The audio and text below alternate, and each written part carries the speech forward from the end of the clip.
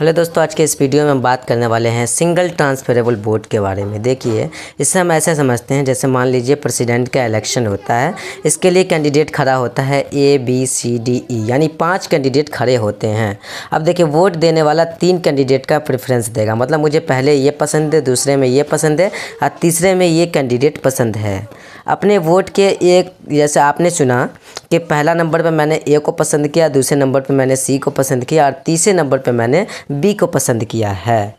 पहले A को vote अगर ज़रूरत नहीं है तो वो वोट C को चला जाएगा, अगर C को भी ज़रूरत नहीं है तो वो वोट B को चला जाता है। दोस्तों, अब होता है असली खेल शुरू। देखिए, 100 लोग वोट देते हैं, 3 सीट है, जीतने के लिए 26 वोट चाहिए। 5 कैंडिडेट है ABCDE। मान लीजिए 100 लोगों ने 40 लोगों ने A को वोट दिया, 25 लोगों ने B को दिया, 20 लोगों ने C को वोट दिया, 10 लोगों ने D को वोट दिया और 5 लोगों ने E को वोट दिया। अब देखिए होता क्या है यहाँ पर। अब 26 वोट जीत के लिए चाहिए।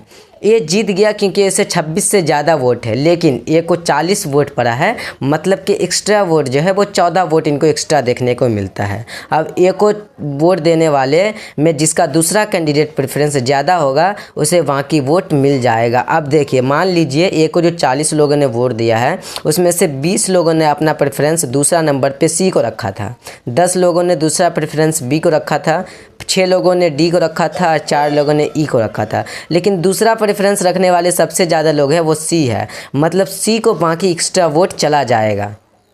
दोस्तों, ए का खेल अब ख़त्म होता है। B को 25 वोट है, C को 20 वोट है, दोनों करीब है, लेकिन ए का 14 वोट जो है वो बाकी अब C को चला जाता है।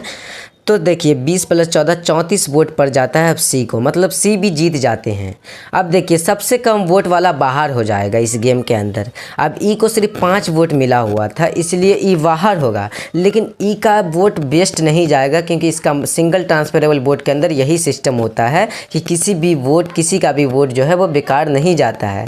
अब E का वोट वेस्ट नहीं होगा मगर E बाहर हो जाएगा। अब देखिए, वोट देने वाले E को जो थे वो 5 लोग E को वोट दिए थे, जिसमें से 3 कैंडिडेट ने अपना दूसरा प्रेफरेंस D को रखा था और 2 लोगों ने B को रखा था। D को दूसरा प्रेफरेंस बनाने वाले 3 लोग हैं, इसलिए जो है ये पांचों वोट जो है वो D को चला जाएगा।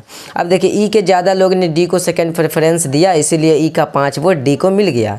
अब देखिए, सिंगल लैंग्वेज में अगर हम कहें तो ये सिस्टम क्या होता है, सिंगल ट्रांसफरेबल वोट सिस्टम, कि पहली पसंद वाला कैंडिडेट हार जाए तो आपका वोट अगली पसंद वाला कैंडिडेट को चला जाता है।